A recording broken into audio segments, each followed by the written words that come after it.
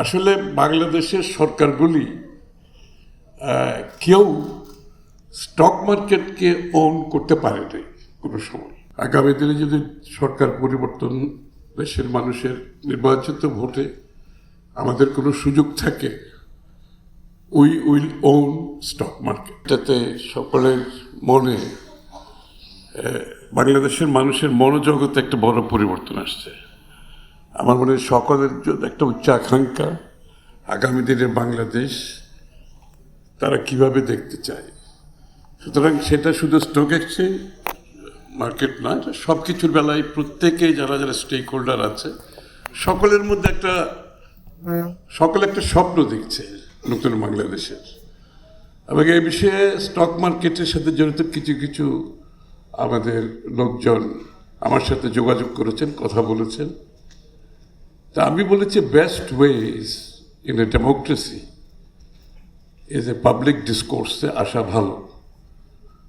এই আলোচনাটা পাবলিক ডিসকোর্সে আসলে সকলে পার্টিসিপেট করুক, কথা বলুক, এবং তার মাধ্যমে আমরা একটা সেন্স অফ ডিরেকশন আমরা পেতে পারি, কোথায় যেতে পারি আগামী দিনে। এই জন্য হয়তো আজকের সভাটা ডাকা হয়েছে। এবং এখানে ইন্টারেস্টিং দিক হচ্ছে, আমাকে স্বীকার করতে হয় সেটা হচ্ছে ইউএফটিসিএল এর সাথে ইনভেস্টমেন্ট এখন আরো ইজি। আমাদের নিজস্ব ট্রেডিং অ্যাপ ইউএফটি ফার্স্টে পাচ্ছেন শেয়ার বাজারের সম্পূর্ণ সমাধান, এনলিস্টেড কোম্পানির অ্যানালাইসিস থেকে শুরু করে রিয়েল টাইম আপডেট, সবকিছুই এখন এক প্ল্যাটফর্মে। আসলে বাংলাদেশের সরকারগুলি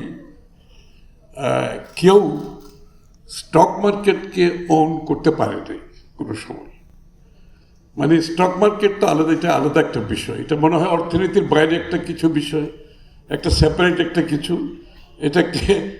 এটা যে অর্থনীতির একটা মূল চালিকা শক্তি, এটা যে কোনো অর্থনীতিতে এই ইন্ডিকেটর, যে অর্থনৈতিক ইন্ডিকেটরের সাথে সম্পৃক্ত, এটার কার্যক্রম, এটার অর্থনীতিতে এটার যে রোল আছে, সেটা আমরা অনেক সময় সেইভাবে স্টক মার্কেটটাকে দেখতে পারি নাই। This is reality.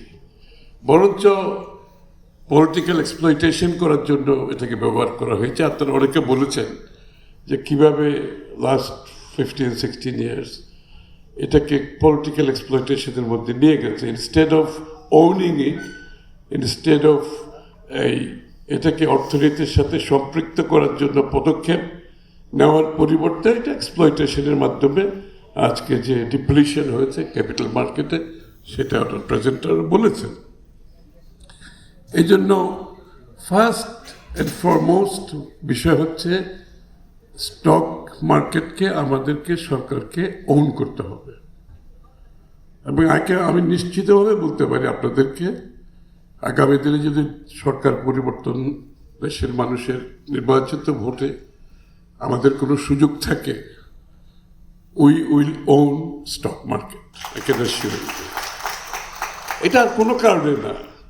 স্টক মার্কেটের ওনারশিপ এই জন্য দরকার যে অর্থনীতিতে এটার সাথে সংশ্লিষ্ট যে বিষয়গুলো আছে, একটা হচ্ছে সেভিংসের, একটা বাংলাদেশের মানুষের সেভিংসের কিন্তু একটা ইনসেন্টিভ। কিন্তু স্টক মার্কেট যদি ট্রান্সপারেন্টলি, অনেস্টলি, ফান্ডামেন্টালি অপারেট করে, সাধারণ মানুষ, মধ্যবিত্ত, নিম্ন মধ্যবিত্ত মানুষের মধ্যে সেভিংসের একটা টেন্ডেন্সি, যে কি এই জায়গাটা একটা ইনভেস্টমেন্টের সুযোগ আছে, এবং এইখান থেকে আমার ইকোনমিক রিটার্ন আমাকে আগামী দিনে আমার পরিবারের জন্য একটা বিনিয়োগের সুযোগের মাধ্যমে আমার লাইভলিহুডের জন্য একটা ইম্প্যাক্ট সৃষ্টি করতে হবে।